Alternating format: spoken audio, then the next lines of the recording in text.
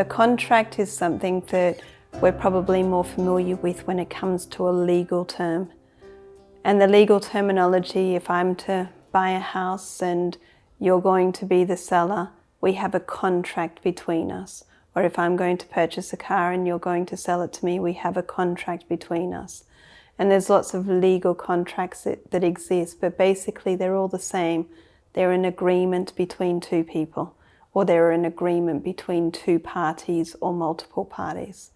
So a contract is simply something that we both or multiple people agree to in a situation.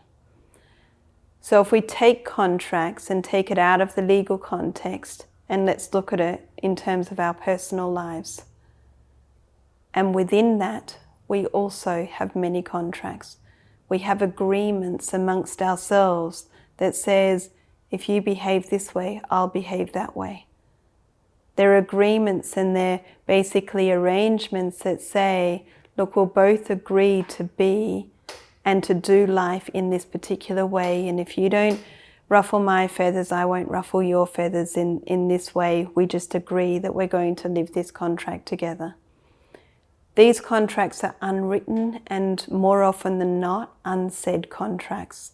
They're not ones that we seem to consciously agree to, but somewhere we have many contracts between multiple parties that exist in a very unseen manner. We have contracts that exist between two partners. We have contracts that exist between parents and children. We have contracts that exist between friendships.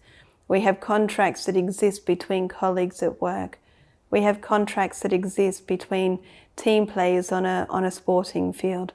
We have contracts that exist constantly by any two or multiple parties. Again, this should be a topic that is more freely and openly discussed amongst the general population, and sitting down at the dinner table and going, oh, I wonder what the contracts are that are between us. But because they're so hidden and because we're all equal recipients, we don't always want them exposed. But the point that we need to understand about contracts is that they all have a similar purpose. And the contracts are all designed to delay each person's development, to delay each person's advancement, and to delay each person's evolution in their own classroom of life. And while we're all agreeing to the overarching contract of we'll support each other to delay each other's evolution, then all the subcontracts underneath are just going to simply be ones that we protect and we pretend that they're not there.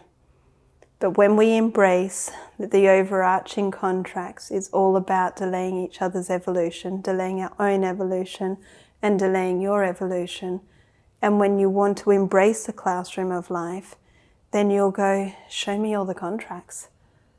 And when you ask to be shown all the contracts, it can feel a little bit like a blood-splattered crime scene. Yeah, it can feel really messy. But it doesn't matter about it being messy, it's just the awareness of going, wow, I've got contracts there. Oh my goodness, I've got them over here and I've got them with that person. And oh my God, that person over there, I've got about 100. But the awareness says, that's okay. It's just about being aware of them.